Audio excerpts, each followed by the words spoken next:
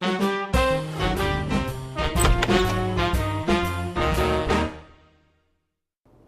여러분 안녕하세요. 자, 이렇게 만나 뵙게 돼서 반갑습니다.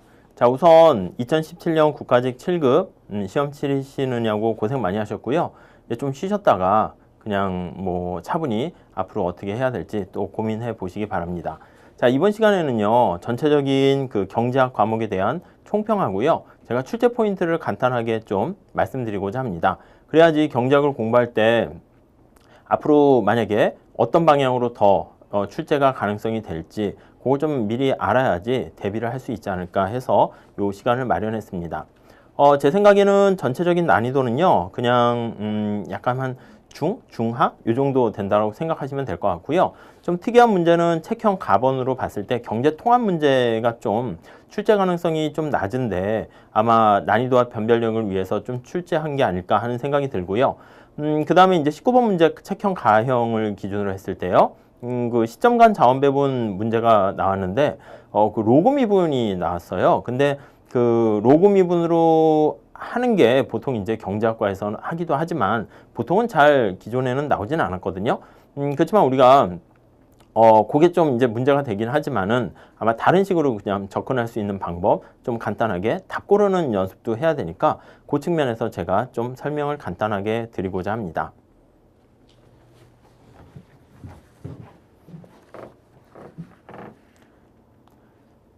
자, 우리가 이번에 시험 본 것도요, 사실 보면 미시경제학과 거시경제학으로 크게 나눌 수 있는데, 미시경제학 10문제, 거시경제학 10문제, 대략 이렇게 보시면 되겠습니다.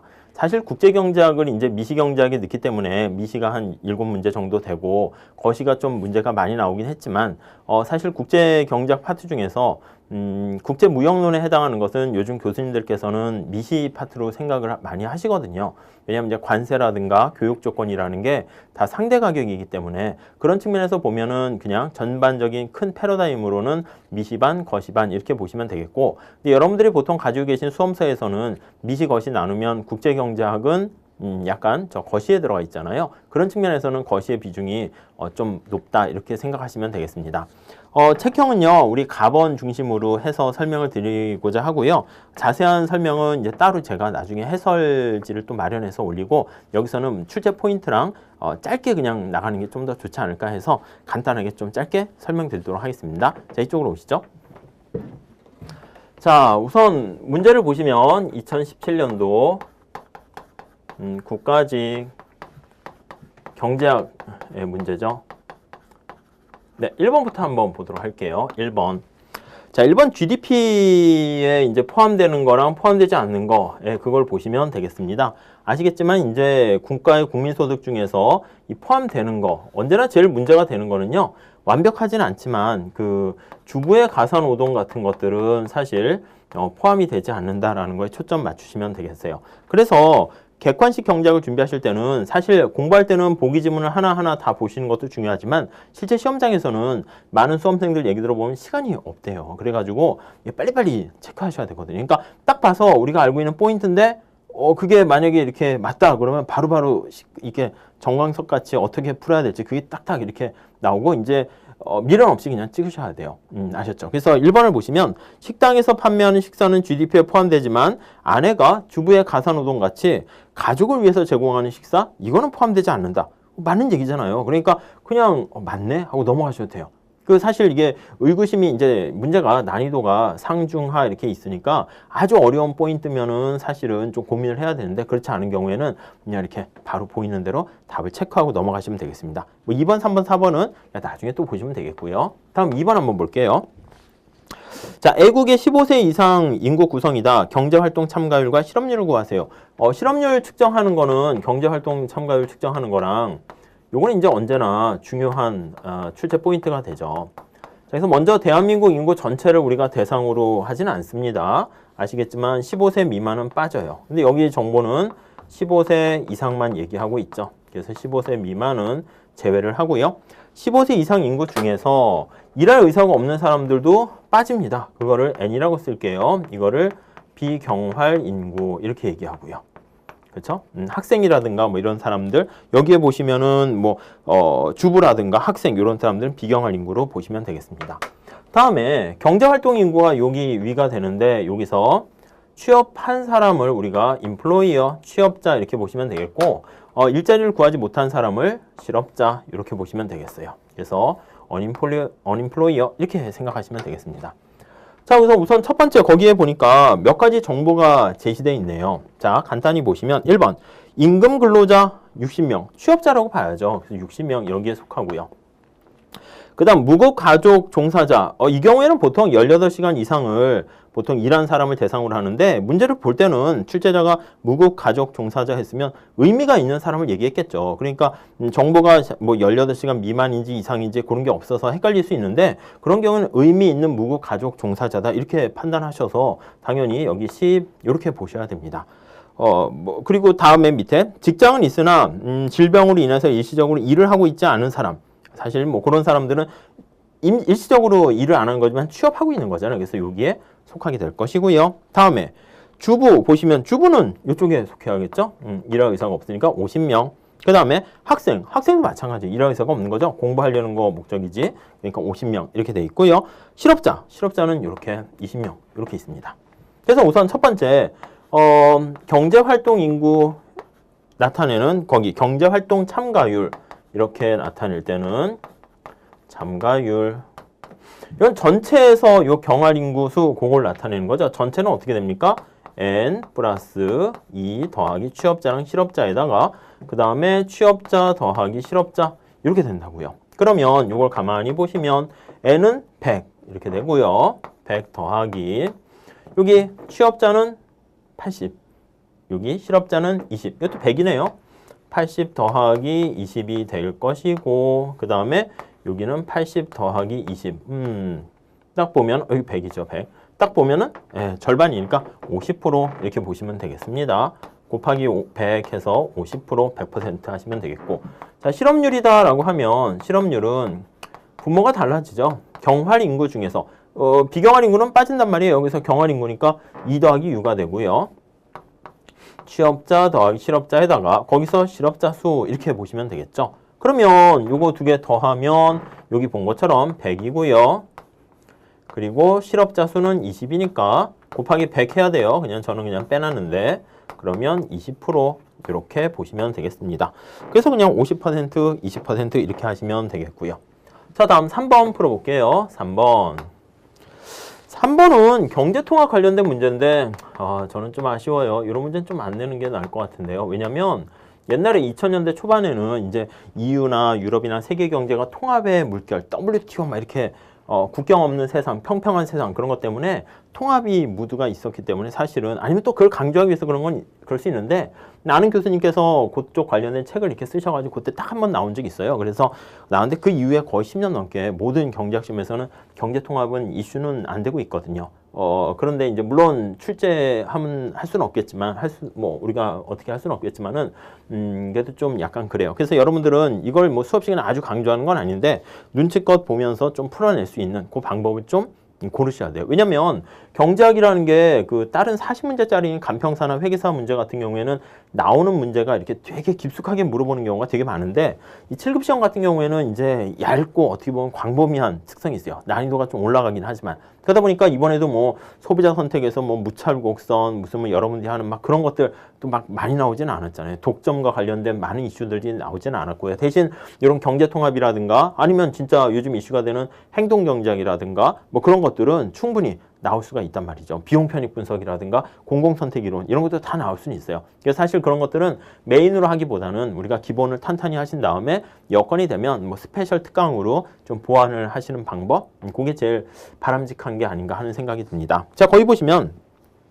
자유무역이 있고요. 관세동맹과 공동시장 이렇게 있잖아요. 그래서 이제 자유무역은 말 그대로 이제 국경이 좀 없는 거라고 생각하시면 되겠죠. 그리고 거기 보시면 이제 공동시장, 거기 가번 한번 볼까요?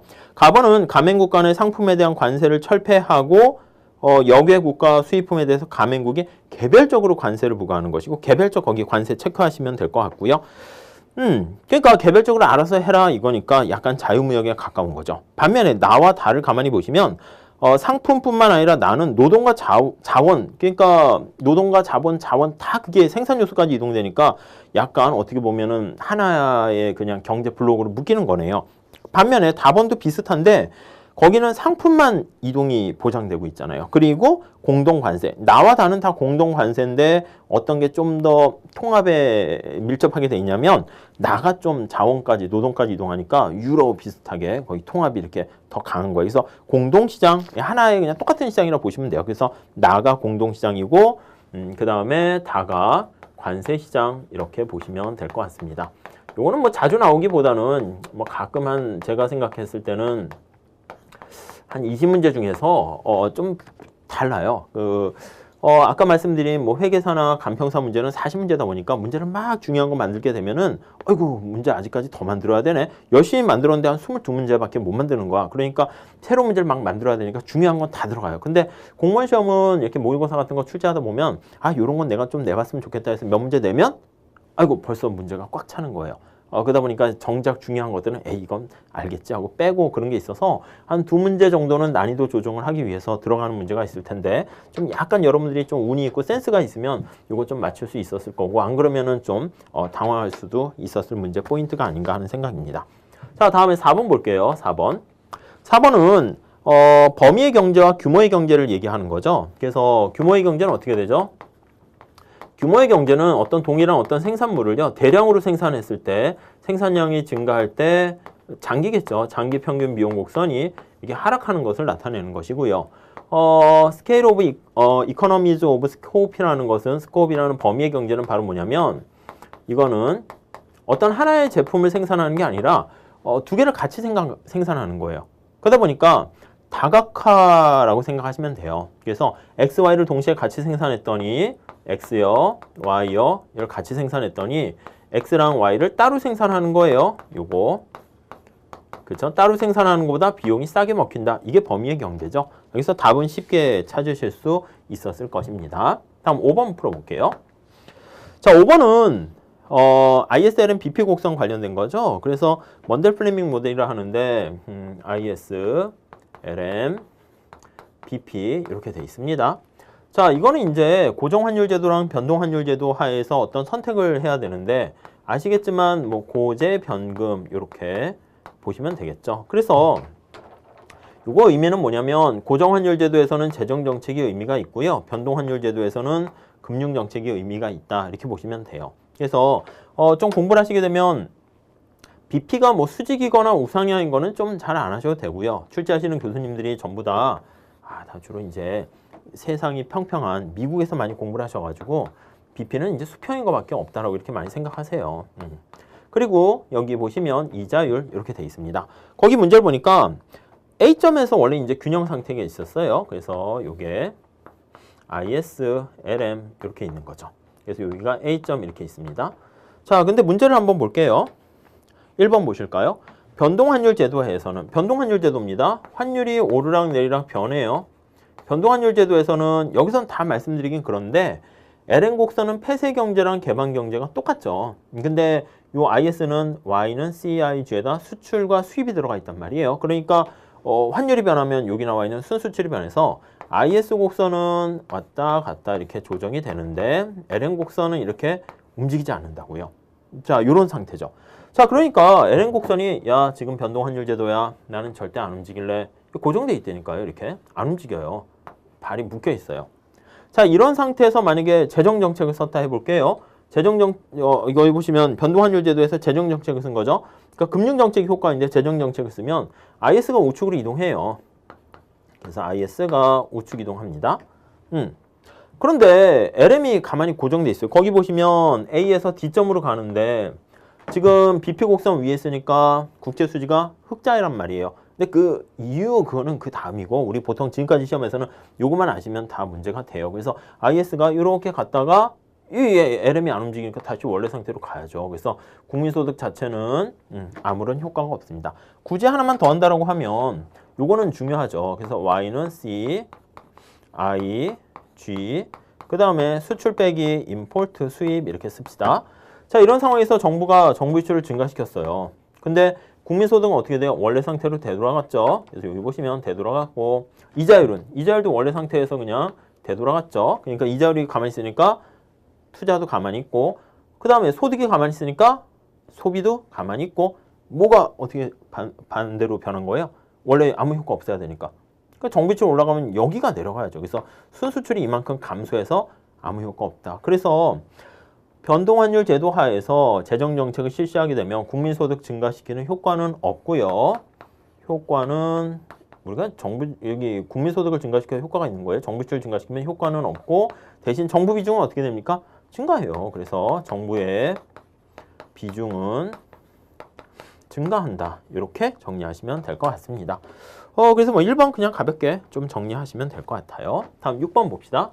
6번.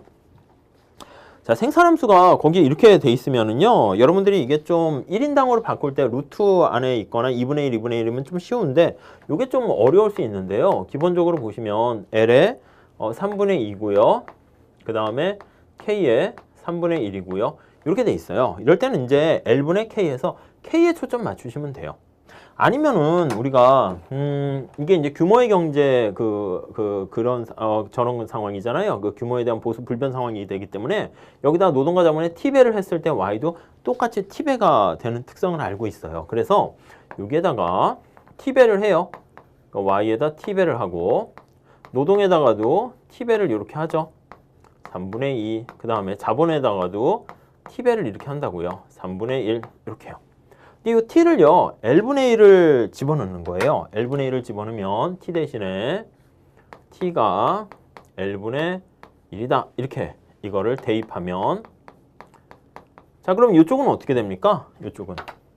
이쪽은 L분의 y죠. 그래서 L분의 y가 되고 여기는 L과 L은 이거 없어지잖아요. 그러니까 L분의 1이면 L분의 K분의 3분의 1승 이렇게 되니까 다시 정리하면 L분의 K의 3분의 1 해가지고요. 이걸 1인당으로 표현하면 이런 식으로 쓸 수가 있겠네요. 솔로모형 물어보고 있는 상황이죠. 자, 근데 거기 보니까 생산함수를 1인당으로 표현을 했어요. 그래서 그림을 살짝 그리면 1인당 자본이 있고 여기 Y 뭐 이렇게 표현하고 있을게요. 그러면 이게 이렇게 돼서 Y는 FK 이렇게 되죠.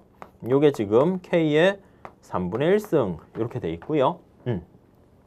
그 다음에 거기 보니까 신고전학파 모델이잖아요. S 해가지고 요거 K의 3분의 1 이렇게 되고요. 그렇죠? 그 다음에 자본의 이건 공급이고요.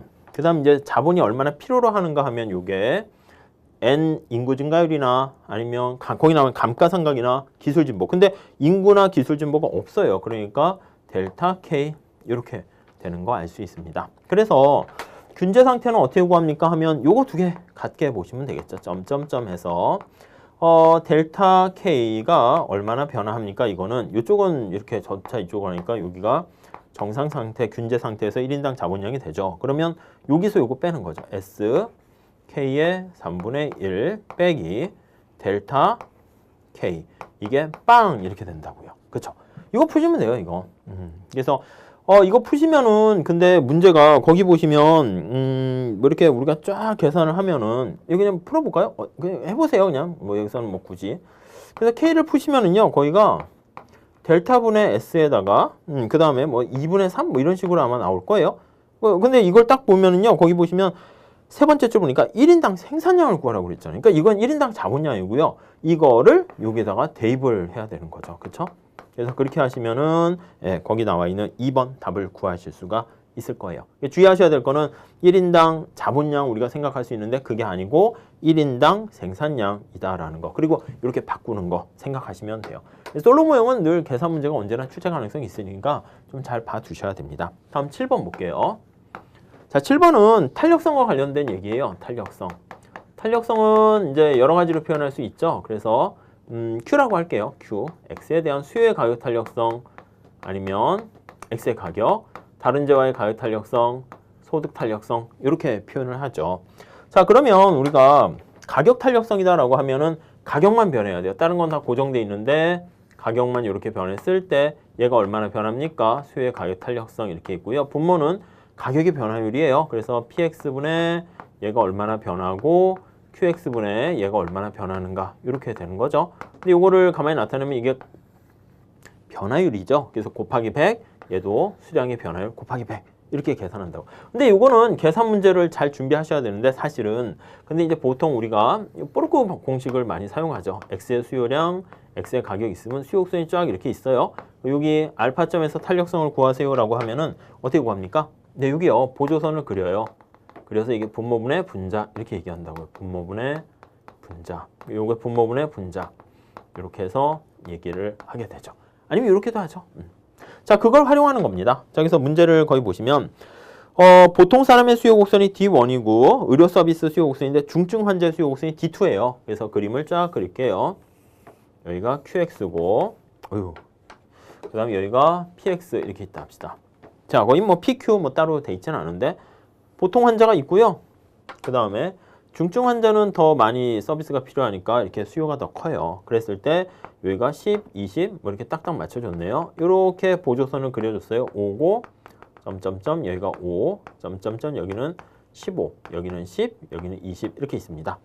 자, 하나씩 볼게요. 1번 볼게요. 보통 사람이 가격 5에서 탄력성은 보통 사람이 이거죠. 여기서의 탄력성이에요. 그냥 A라고 할까요? A. 그리고 어떻게 돼요? 여기가 10이니까 분모분의 분자하면 탄력성 1이죠. 그래서 수요의 가격 탄력성 계산하는데 수업 시간에 말씀드린 것처럼 이거 원래 절대값이거나 마이너스 붙이기도 하는데 요즘 원서를 중심으로는 마이너스 안 붙여요. 왜냐면 이제 계산 문제 같은 거 할 때 다시 마이너스 붙여야 되는데 우리가 이제 마이너스 붙였다고 막 당황하지는 않잖아요. 그래서 계산 문제 할 때 또 괜히 또 헷갈리니까 요즘은 안 붙이는 추세예요. 그래서 탄력성이 단위 탄력적이고요. 다음 2번 볼게요. 중증 환자는 가격 5에서 탄력성. 여기서 여기 보면 여기가 B라고 보시면 되겠죠. 이거는 15분의 5 하니까 15분의 5 탄력성은 3분의 1이죠. 마이너스 3분의 1. 맞네요. 다음 4번에 보시면 3번에 볼게요. 이윤을 극대화하는 독점 병원 같은 경우에는 여기요. 여기 나와 있는 그냥 보통 사람과 중증 환자랑 비교해 봤을 때 어디가 탄력성이 더 작아요? 중증 환자가 작죠. 그래서 우리가 독점력을 가지고 있는 경우에 가격 차별할 때는요. 역탄력성 법칙을 사용하죠.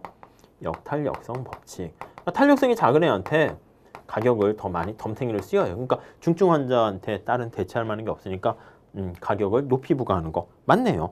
그렇죠? 4번에 보시면 가격이 5에서 가격 변화율이 동일할 경우 이게 가격 변화율이 이게 똑같을 경우에 그랬을 때 보통 사람이나 중증 환자의 수요량의 변화율은 다르죠, 당연히. 그러니까 4번이 틀렸습니다. 네, 가볍게 볼 수 있겠습니다. 자, 다음 이쪽으로 오셔가지고 8번 풀어볼게요.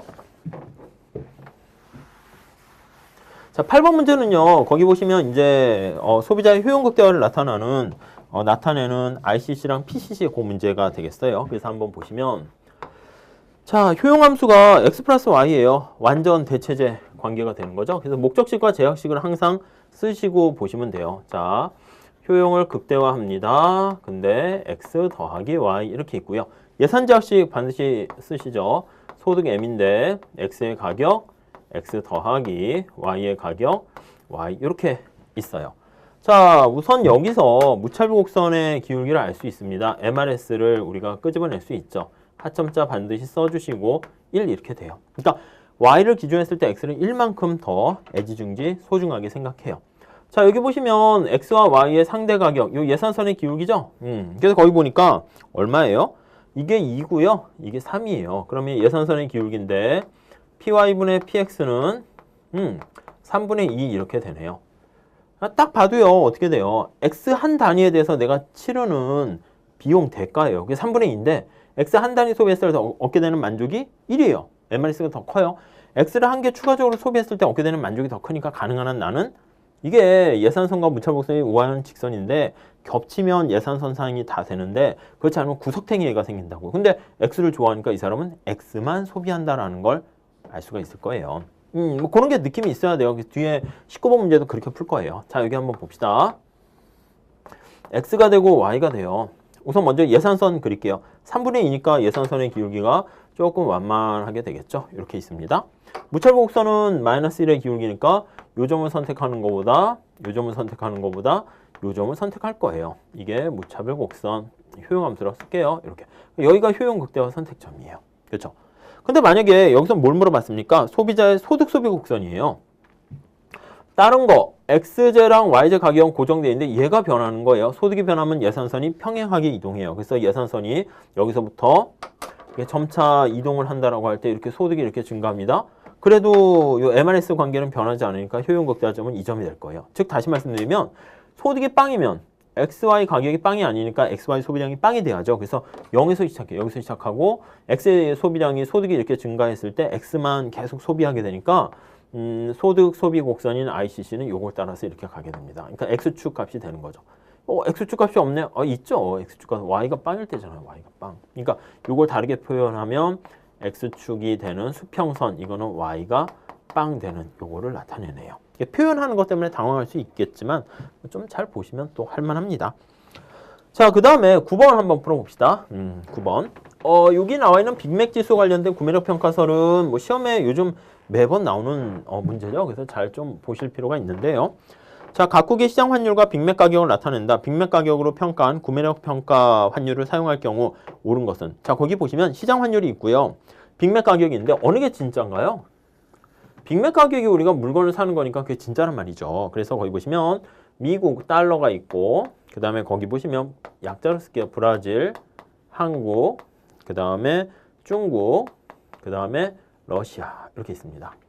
거기 보니까 시장 환율은 현재 환율을 나타내요. 미국 통화를 기축 통화로 해서 이제 판단하고 있어요. 1, 2, 한국은 1,000원. 그러니까 1,000원을 주면 1달러를 얻게 된다는 뜻이죠. 중국, 위안, 루블, 다른 나라의 그 많은 화폐 단위를 보고 배우네요. 빅맥 햄버거죠, 햄버거. 이 진짜라니까요, 진짜. 우리 물건 살 때 진짜 의미 있는, 진짜예요, 진짜 이렇게. 뭐 들었죠, 햄버거에? 뭐 아무튼 뭐 이렇게 케찹 이렇게 들어있어요. 아무튼 요 느낌이 요게 진짜 화폐로 나타내는 단위고요. 이게 명목 변수, 이게 실질 변수 이렇게 보시면 돼요. 진짜인데 거기 보니까 미국에서 이제 5달러 줘야지 햄버거랑 하나 교환되고요. 브라질에서는 얼마예요? 12헤알? 네, 그럽니다. 그리고 한국은 4,000원이래요. 그리고 중국은 18, 그리고 러시아는 90 이렇게 돼 있네요. 자, 진짜니까 우리가 지금 기준을 여기 보시면 알겠지만 달러를 기준으로 표현돼 있어요. 그래서 이것도 달러, 미국을 기준으로 좀 표현해서 쫙 비교하려고 그래요. 어떻게 해야 됩니까? 이거요, 기준으로 가중평균 해야 되는 거죠. 그래서 이제 보통 기초경제 수학에 보통 우리가 많이 얘기를 하는 건데, 이거 5로 나누면 되죠.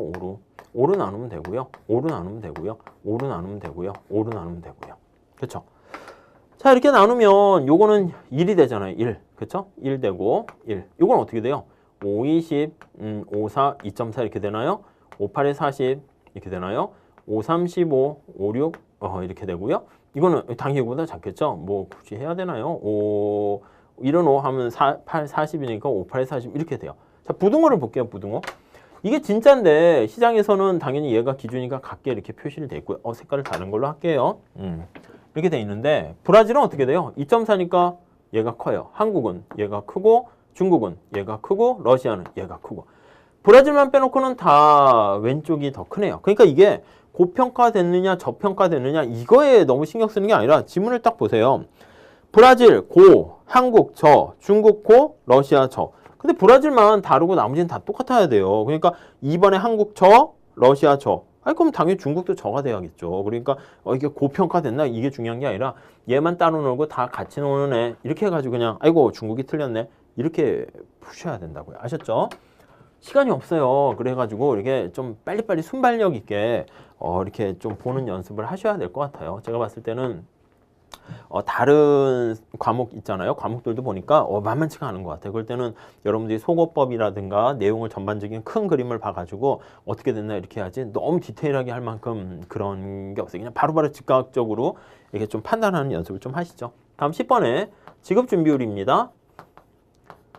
자, 지급준비율. 아시겠지만 은행이 딱 이렇게 있으면 얼마 돈이 예금이 이렇게 들어온다고요. 그러면 예금이 들어오면 거기서 일부는 지급준비금으로 갖고 다시 또 누구한테 대출을 해줄 수가 있게 되겠죠. 근데 만약에 거기 보시면은 1번 우리나라는 부분지급준비제도 활용한다. 뭐 그렇죠. 그리고 은행들은 법정지급준비금 이상을 초과지급준비금으로 가질 수 있다. 그렇죠. 뭐 보유할 수 있다 그랬죠.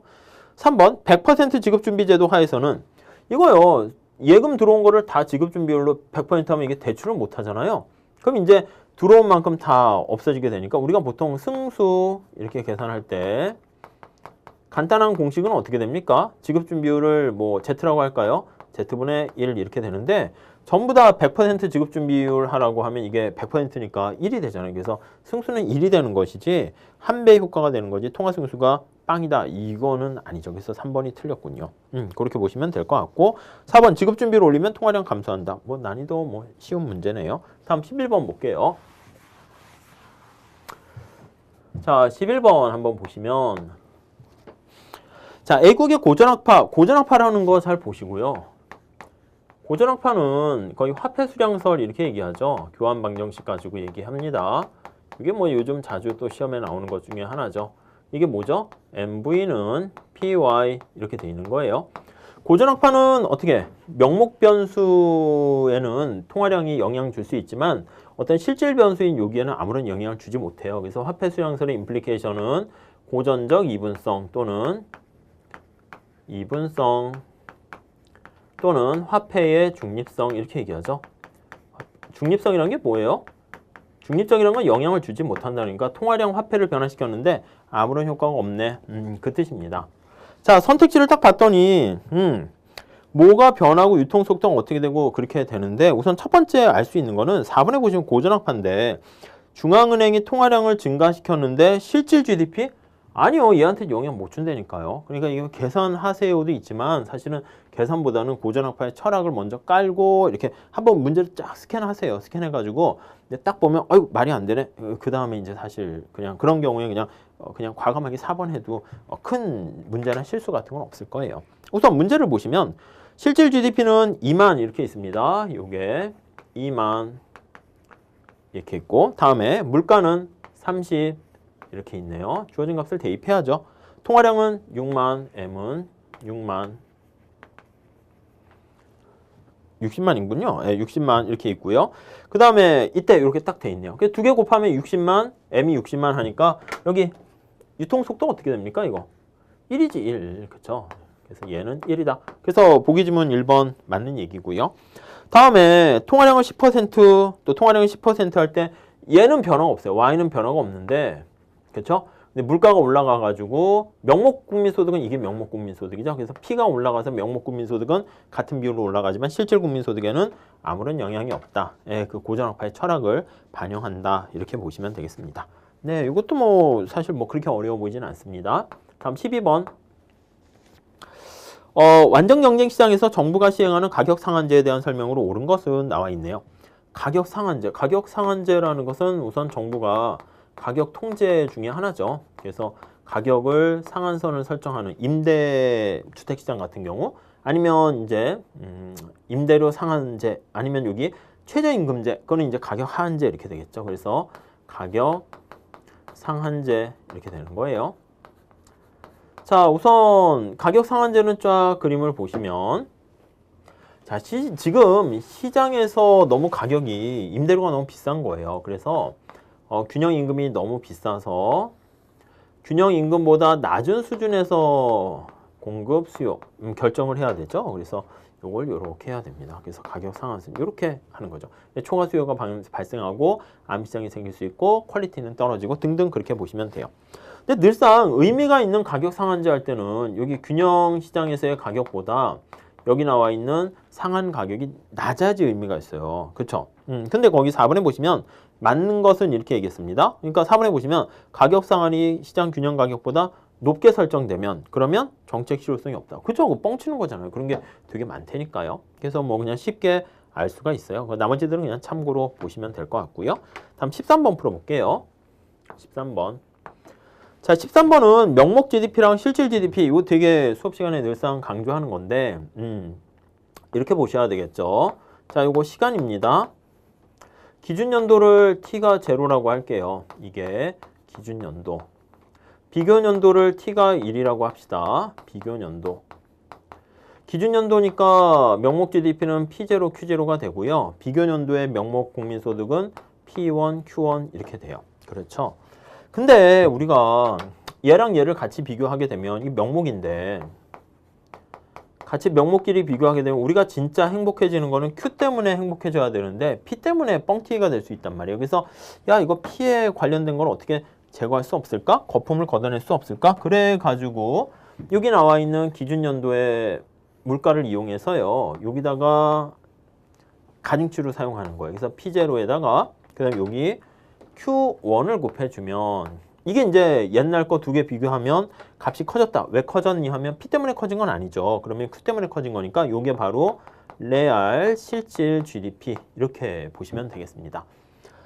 자, 그래서요. 비교년도의 명목과 실질을 계산을 해보면 요거 차이가 되고 기준연도는 명목과 실질 보면 어떻게 돼요? 얘를 기준으로 한다고 그랬죠? 기준연도의 가격을 기준으로 하고 그 다음에 비교연도를 이렇게 얘기합니다. 이렇게 돼 있네요. 자, 그럼 명목과 실질에서 가만히 보면 기준연도는 똑같고요. 비교연도일 때는 거기 다 보시면은 명목 GDP가 커졌다는 얘기는 물가가 더 상승했다는 얘기를 알 수 있어요. 그래서 쫙 한번 여기 볼게요. 얘가 기준연도가 되면 띠리릭 돼서 얘 같아요. 그래서 명목 GDP가 이게 많이 커졌어요. 이렇게 쭉 커졌습니다. 이렇게 명목 GDP다라고 하면 GDP. 그러면 기준연도 있고 비교연도가 이렇게 있어요.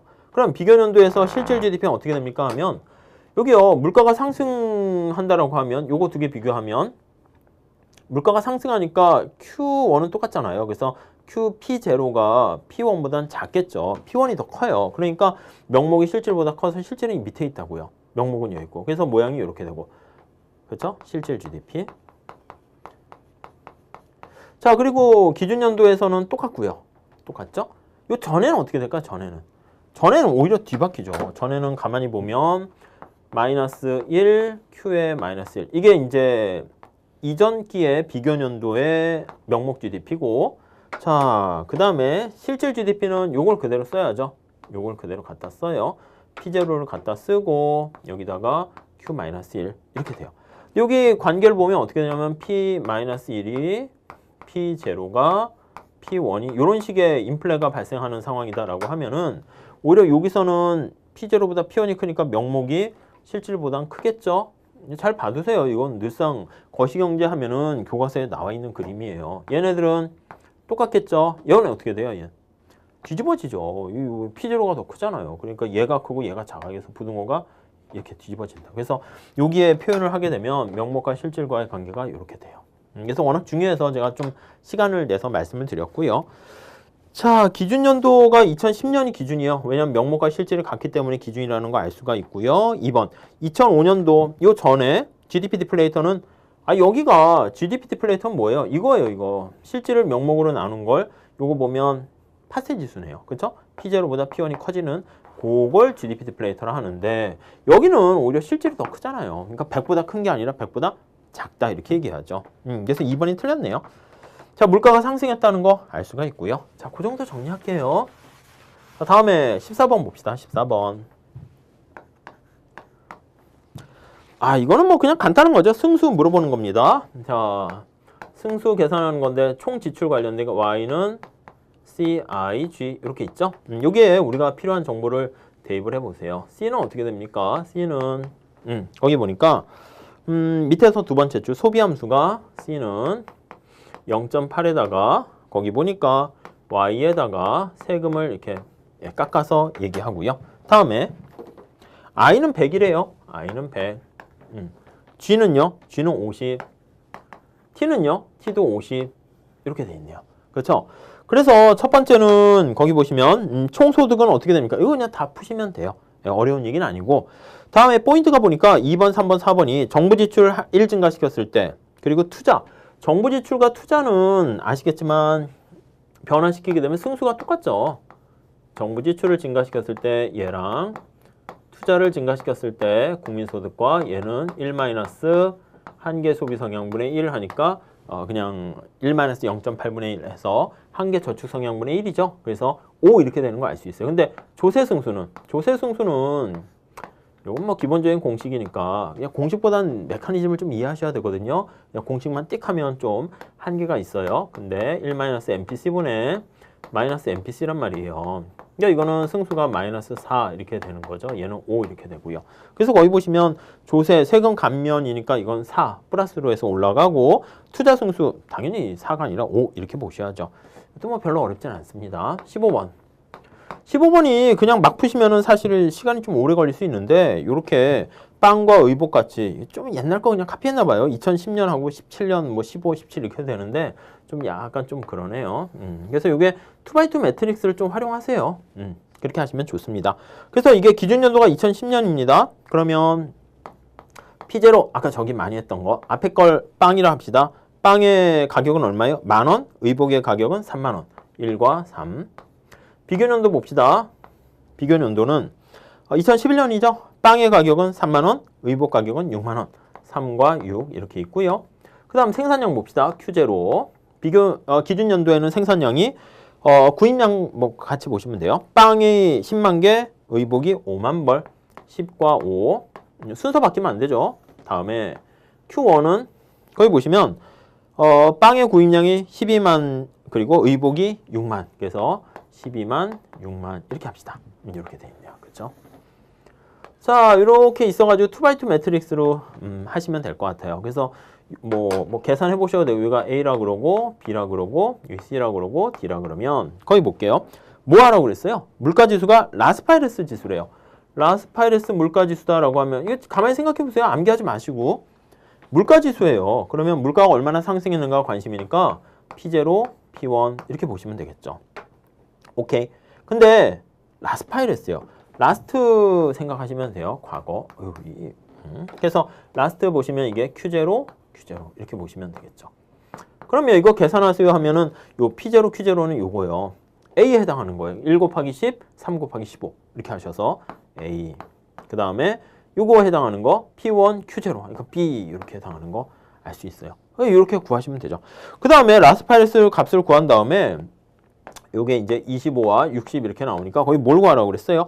물가 상승률이 얼마나 됐습니까? 이거분이 이거죠. 그래서 60 빼기 25 분의 25 해서 계산하시면 되겠죠. 그래서 뭐 그냥 그렇게 보시면 되겠죠. 그래서 상승률 변화율이니까 요걸 해서 활용하시면 좋겠습니다. 여기 하나만 물어봤으니까 그냥 풀만한데 나중에는 파세 지수가 어떻게 되고 GDP 디플레이터가 어떻게 되고 실질 GDP가 얼마나 증가했습니까? 이렇게 할 때는 요거 좀 활용하시면 되게 유용하지 않을까 하는 생각입니다.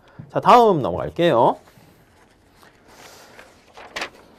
자, 다음에 거기 보시면 16번 볼게요. 16번. 16번 문제 좀 보세요. 이거 교육적 공부하는 거네요. 비교의 구에서 하는 거죠. 이거 금방 순식간에 하셔야 됩니다. 이것도 기계적으로 하는 거예요. 대부분. 자, 16번. A국은 한 단위 노동으로 하루에 쌀을 5kg 생산하거나 옷 5벌이야. 5 이렇게 하시죠. 자, 이거 만들면 이렇게 만드시면 되겠어요. 근데 이게 숫자가 노동인지 Q인지를 보셔야 돼요. 이거 Q예요. QQ. 자, 그때 한국 먼저 A국가 볼까요? A국. A국이 있고 B국이 있고 그 다음에 쌀이 있고 옷이 있고 이렇게 돼 있네요. 옷. 이렇게. 그렇죠? 자, 다시 숫자 볼게요. 노동을 한 명 투입해서 얻게 되는 아웃풋이 쌀 5개, 옷 5벌, 5 이렇게 되고요. 그 다음에 B국은 한 단위 노동을 하루에 쌀 4개, 옷 2벌, 4, 2 이렇게 돼요. 오케이, 여기까지 됐죠. 근데 쌀과 옷의 교환 비율 나타내는데 우선 첫 번째 요거를 기회비용으로 바꾸셔야 돼요. 근데 기회비용으로 바꿀 때 노동이면 내려가면 되고 L자가 파고들죠. 얘는 올라타면 돼요. 이렇게. 그러면 A국가 입장으로 봤을 때 쌀의 기회비용으로 옷으로 나타냅니다 하면 이게 올라타시면 돼요. 5가 올라타요. 이렇게. 요것도 요 5가 올라타요. 이렇게. 기계적으로 하셔야 돼요. 시험장 가서 아무 생각 없이 해야지. 잠깐 이거는 쉽죠. 근데 이거는 이게 1인가 헷갈린단 말이에요. 그래서 요건 어떻게 됩니까? 이거 올라타시면 돼요. 올라타고 올라타시고. 자, 이렇게 올라타셨죠. 그 다음에 이제 비교의 찾는 것은 어떤 게 더 낫습니까? 여기서는 얘가 이게 더 싸니까 비교의가 있고 얘는 이게 상대적으로 더 싸니까 비교의가 있네요. 그래서 A국가에서 거기 보시면 문제가 관심사가 옷분에 쌀이 이렇게 있으면 쌀이 관심사입니까? 옷이 관심사입니까? 쌀이죠, 쌀. 분자 있는 게 늘상 이게 관심사라고 그랬잖아요. PI분의 PX 이 1로 집어넣으면 아까 우리가 늘상 이렇게 하는 거죠.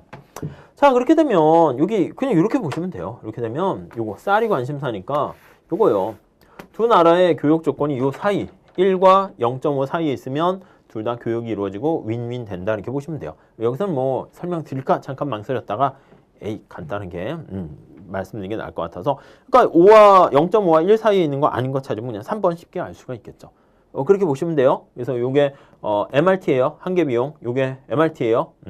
얘가 더 싸게 생산합니다. 기회 비용 보시면 되겠고. 자, 17번 봅시다. 자, 17번은 뭐 그냥 별거 아니네요. 그래서 A기업의 장기 총 비용 곡선이 이렇게 있는데 규모의 경제랑 규모의 비경제가 구분되는 생산 규모는 이렇게 했으니까 이게 장기 평균 비용 곡선이 이렇게 있으면 이렇게 해가지고요. 이렇게 생산할수록 평균 비용이 하락하는 경우 있잖아요. 요거를 IRS 뭐 완전히 똑같은 표현은 아니라고 했어요. 규모의 경제 이렇게 보시면 되겠고 이렇게 되면 규모의 불경제 DRS 이렇게 보시면 되겠어요. 자, 그렇게 돼 있어서 이 최저점을 찾는 거예요. 최저점. 한번 미분해서 제로 놓으면 되겠죠. 그래서 LAC를 구하시면 거기 TC가 있습니다. LAC 그렇죠? Q로 나눠주면 되죠. 40 그 다음에 마이너스 10Q 그 다음에 플러스 Q의 제곱 이렇게 있고요. 이걸 미분하시면 어떻게 되죠? 미분하면 그냥 쓸까요? 이렇게 LAC 미분해서 제로 놓으면 되니까 미분하니까 마이너스 10 플러스 2Q는 빵. 그래서 Q는 5 이렇게 찾으시면 되겠죠. 요거 점을 찾는 거예요. 뭐 그냥 간단한 거고요. 요런 데서 뭐 시간 세이브를 좀 하셔야 되는 거죠. 다음 18번 볼게요. 18번 이게 좀 어떻게 보면 힘들 수 있는데 그냥 잘 보면 별거 없어요. 총 노동량과 총 자본량이 에즈워드 박스만 그려놓은 거 아니에요. 그냥 이게 그러니까 약간 원리를 좀 알아야지 좀 쉽게 풀 수가 있어요. 시험장 가면 이게 암기한 거 별로 글쎄 그닥 많이 소용은 없을 거요. 난이도 하 정도 아니면은 거기 보시면 총 노동량과 총 자본량이 각각 12개래요. 그래서 노동이 총 얼마 있습니까? 12개 있는데 자본도 총 12개 있습니다. K도 총 12개 있습니다.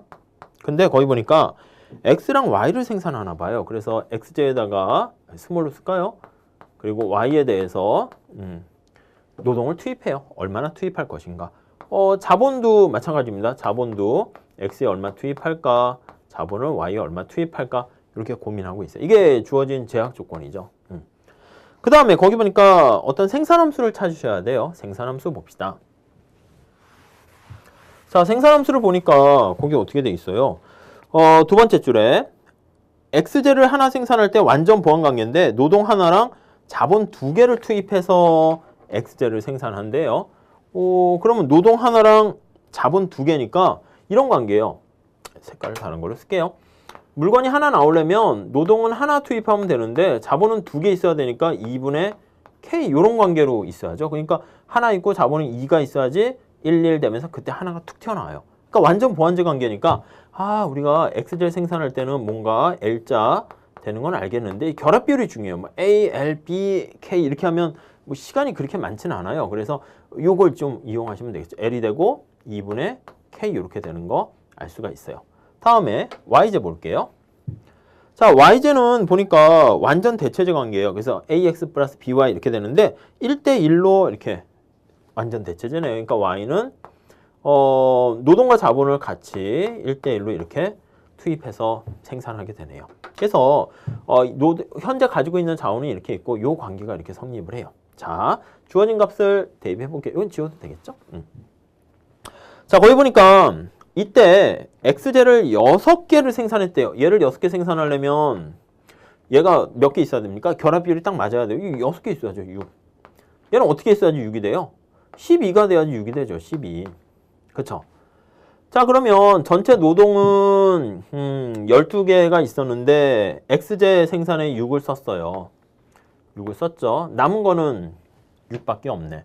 K는 X제 생산할 때 12개를 다 썼어요. 이거 X제 생산할 때 12개를 다 썼어. 그러면 우리가 남은 거는 몇 개 있나 보세요. 이 K는 몇 개 남았어요? Y제? 빵! 다 써버렸어. 그쵸? 얘는 6개 남았네. 6개. 여기 남은 거를 여기다 대입하면 되죠. 그러니까 이게 Y니까 하첨자 Y 이렇게 쓰면 좋은데 그냥 뭐 우리가 뭐 그냥 정확하게 주관식으로 하는 거 아니니까. 그럼 이걸 대입하면 얘는 빵, 얘는 6 이렇게 되네요. 그래서 요 Y는 6 이렇게 되죠. 가만히 보면 그냥 좀 당연한 거예요. 근데 이런 게 그냥 약간 일반균형 모델로 해가지고 좀 잘 보시면 돼요. 그러니까 정확하게 내가 생산함수를 이해하고 있는가? 뭐 그런 거 있죠. 그래서 원래 우리가 수업 시간에는 에즈워드 박스 그려가지고 막 이렇게 하는 것도 다 이런 거를 좀 직관력을 키우기 위해서 사용하는 거다. 이렇게 보시면 되겠습니다. 다음 19번 볼게요.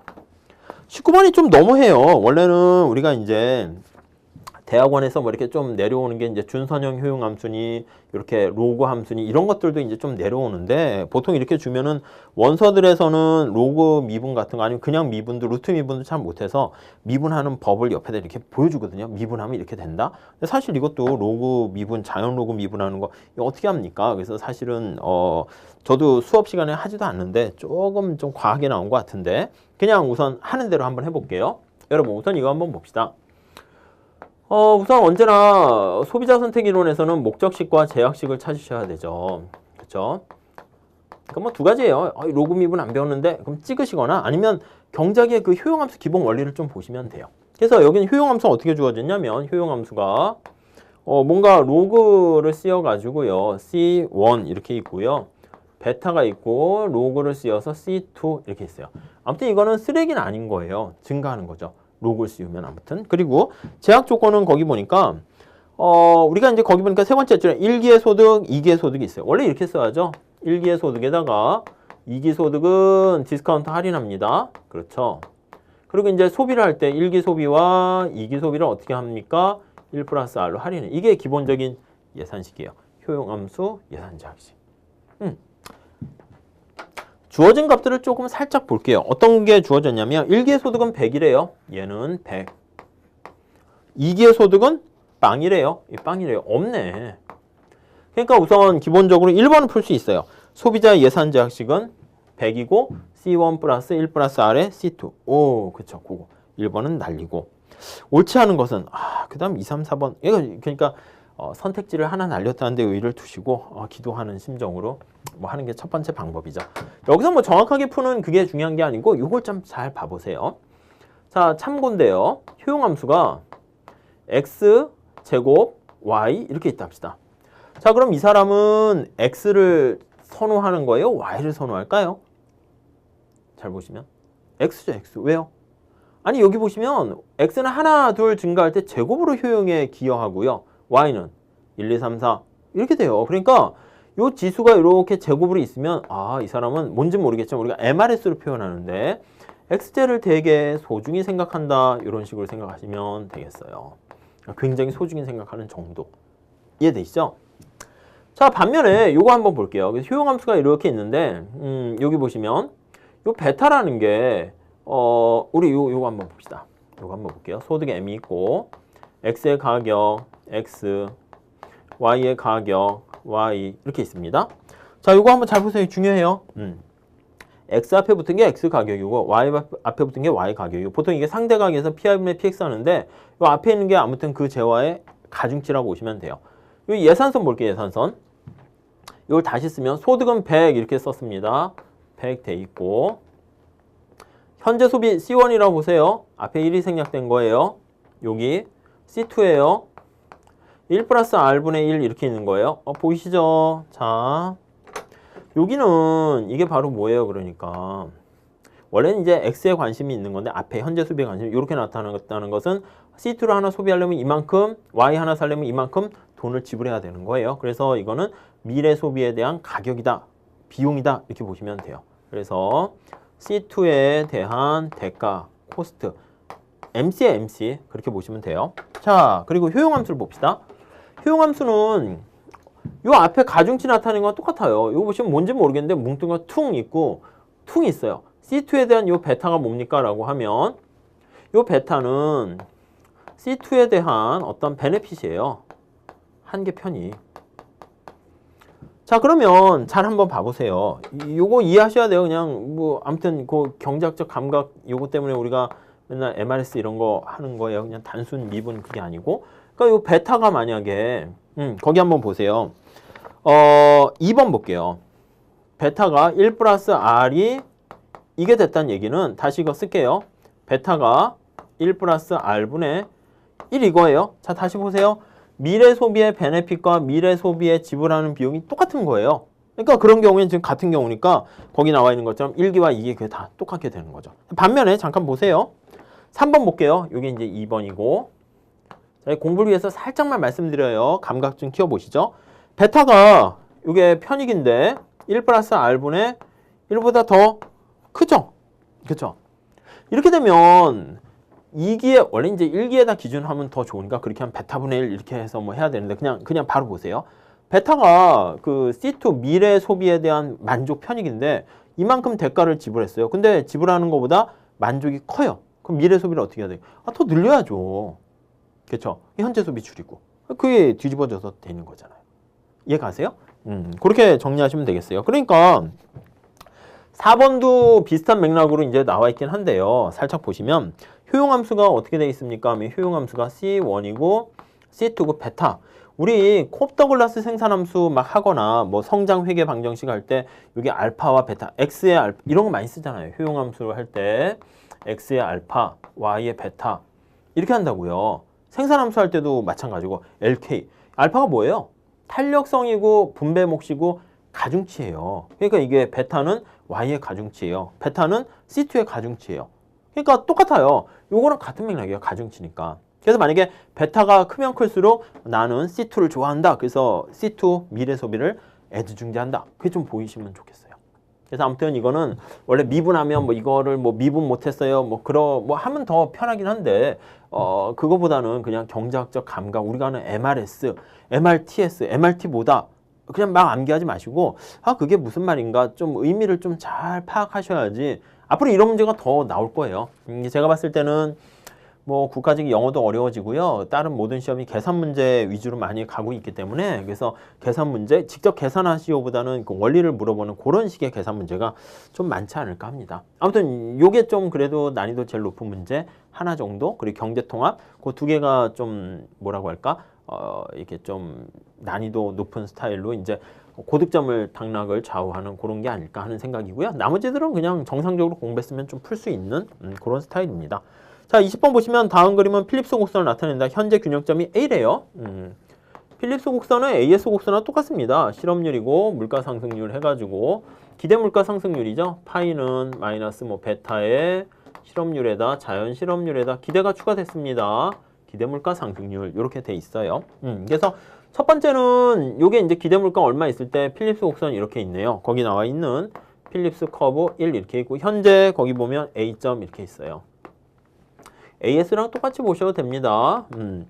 자연 실업률 수준이 여기네요. UN.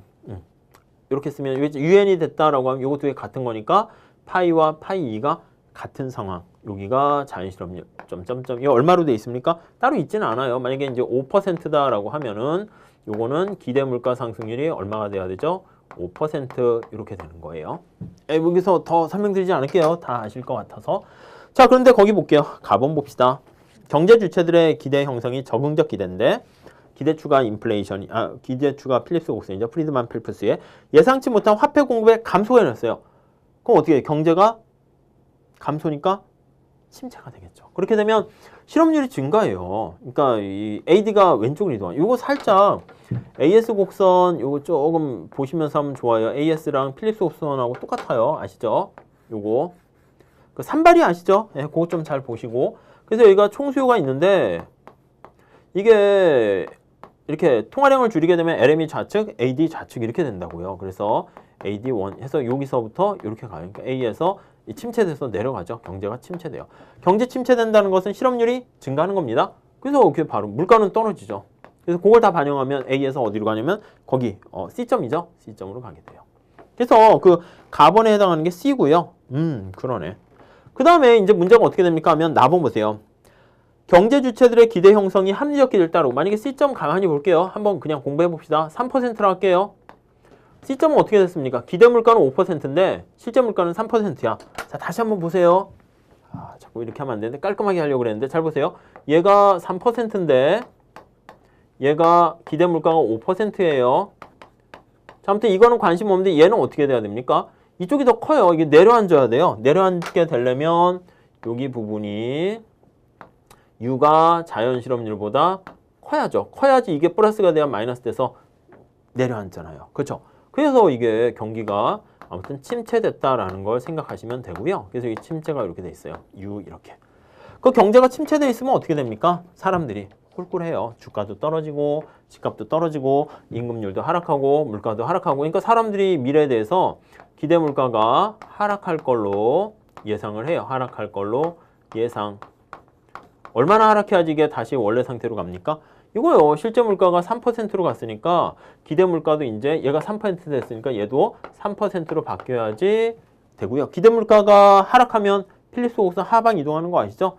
AS 곡선 하방 이동하는 거 아시죠? 우측 좌측으로 하는 거 아닙니다. 하방 상승으로 해야 돼요. 그래서 밑으로 내려앉아요. 그래서 어떻게 갑니까? 여기서 요 파란 색깔로 할게요. 아니다. 빨강으로 할게요. 밑으로 이렇게 내려앉는 거예요. 이렇게. 여기로 가는 거죠.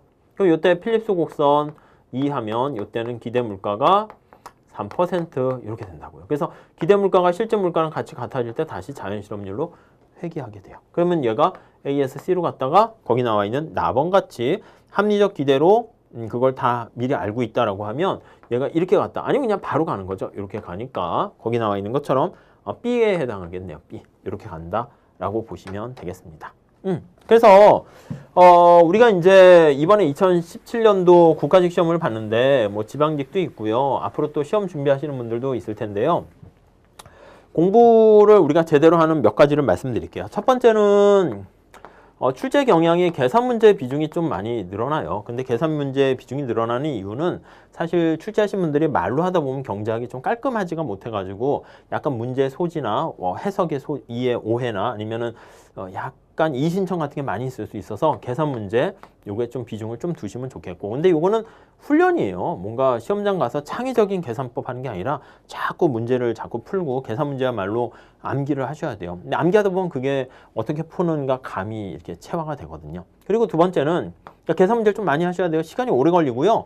단순한 내용이라든가 이거는 그냥 간단하게 암기하시면 돼요. 그리고 원리를 제대로 이해하셔야 돼요. 우리가 뭐 한계 효용이니 이런 거 있죠. MRS니 그런 거 있죠. 아니면 PY분의 PX니 이게 뭔가 뭐 기회비용이니 그 뭐 구하는 것보다도 이 느낌이 잘 있어요. MRT는 뭔가 이런 거 있죠. 이런 개념을 좀 잘 보셔서 교육 조건은 뭔가 이런 것들을 다 좀 파악하셔야 되고요. 그 원리를 기반으로 해서 문제를 좀 푸셔야지 어떤 문제를 푸는 감각이 생겨요. 그래야 문제를 빨리 풀고 출제자가 어떻게 되는구나 그거. 그러니까 좀 시간이 걸려도 좀 이 원리를 좀 보셨으면 좋겠고요. 그리고 이제 경제원론이라는 교과서가 사실은 아시겠지만 우리나라 원서도 있고요.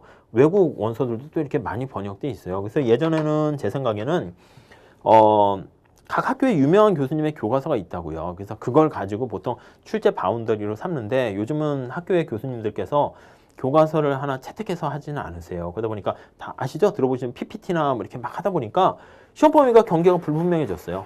뭘 내야 될지 모르는 거야. 그래서 자기가 좀 관심 있는 거랑 이런 걸 내니까 어떤 문제가 등장할지 몰라요. 그렇다면 우리가 이걸 대비해가지고 미리 선제적으로 막 이렇게 준비한다는 거는 공부량을 엄청 늘리게 되는 거니까 어쩔 수 없습니다. 그래서 경작의 기본 원리와 뭐 MRS, 뭐 MRT 그런 거, 한계 효용, 한계 편익 뭐 그런 원리를 기본으로 해서 최적화랑 제약 조건 그걸 해가지고요 준비를 하시고 그 다음 나머지는 좀 이제 출제될 듯하다라고 하면 아까 말씀드린 것처럼 행동경제학이니 공공선택이론이니 뭐 여러 가지 있죠. 경제발전론이니 경제통합론이니 뭐 이런 거요. 뭐 환율 제도니 WTO니 뭐 이런 거요. FTA니 이런 것들은 조금씩 거기다가 이제 시간 나실 때 덧붙이는 방법밖에 없지 않을까 하는 생각이 듭니다.